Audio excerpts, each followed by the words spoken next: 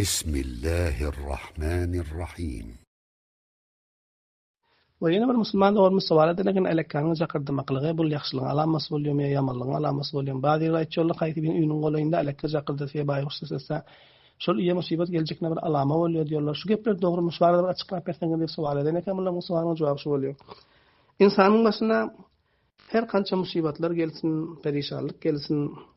Ul Allah Teala meşiyeti bilen halamaklığı bilen oluyor, takdir edildiği cihetten oluyor. Hoşun ses etmekliğine, bayışın ses etmekliği şekli, alakan zakırdamaklığı şekli, bunun hiçbir dahli yok. İnsanın başına musibet gelmekliğine, perişanlık gelmekliğine. Şol cihetten bayış zakırdan pillasında, ya alakka zakırdan pillasında onun betperlik alışlık, onun Kur'an'dan hiçbir subut yok, hadisten subut yok. Bu bir tavahım paraslık bu.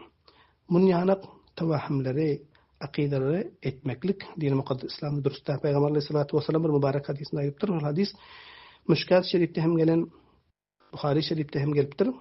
Peygamberimiz sallallahu aleyhi ve sellem ayıptır. La adwa ve la tayrat ediptir. Din mukaddes İslam'da kesellik ötüşüyor deyip akide etmegem yok.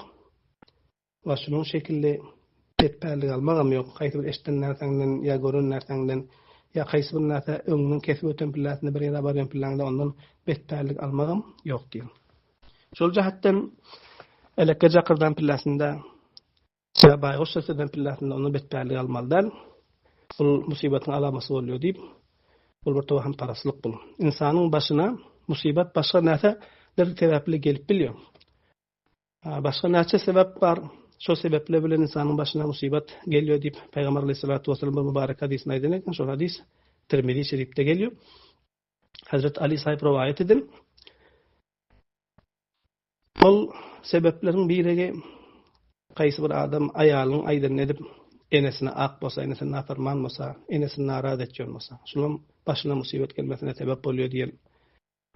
Ülpedi bilen jor bolup, ülpedine ýaxşylyk edip atasyna jefa etýän bolsa, atasına yamanlyk etýän bolsa, atasy bilen jor bolmasa, ana bul hem musibetin gelmesine sebep bolýar diýen.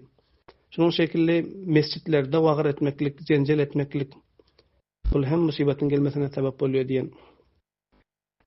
Ýene bir sebebi gowmyň ýaşulsy, başlygy şoň rezil bolsa, pesi bolsa, iň pes adam gowmyň içinde ýaşul bolsa, o bilen şol gowmyň üstüne musibet gelýär.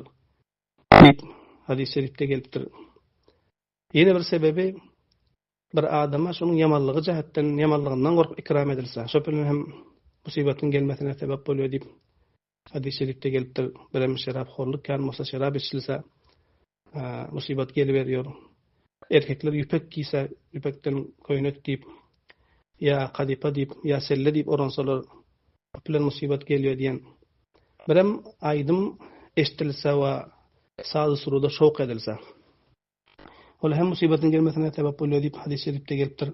Ýene bir sebebi şol ummatyň ahirkylary awalkylaryna lanat aýdanmasa.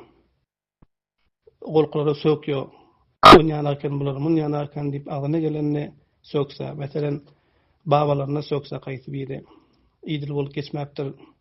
Bular jahil bolup geçipdir ya, onýanak bolup geçipdir diýip, saýadam bolup geçen bolsalar salim akide bilen akide bilen geçirme soran sonra at takıp sonra tan etçilmese sonra lanet etçilmese o suratdan musibet geliyor deyipdir. Ana şunça näseler sebep bolup bilýär musibetin belanyň gelmekine ya namaz okulmasa guzaranda o bilen musibet gelýär, roza tutmasa musibet gelýär. Şunça näseler sebep bolup bilýär. Elbetde guşun jakyrdamaklygy bul musibetin gelmekine alama diýip akide edişlik bul dürüstdir. Hem şunaniki Bukhari Şerif'te ve şunun şekilde Müşkat Şerif'te ve Tirmizi Şerif'te gelipdir. Vallahu alem g'ayr برای مشاهده ویدیوهای بیشتر به کانال یوتیوب سخنرانی های علماء ترکمن سر بزنید، مشترک بشید و منتشر کنید، اجر ببرید.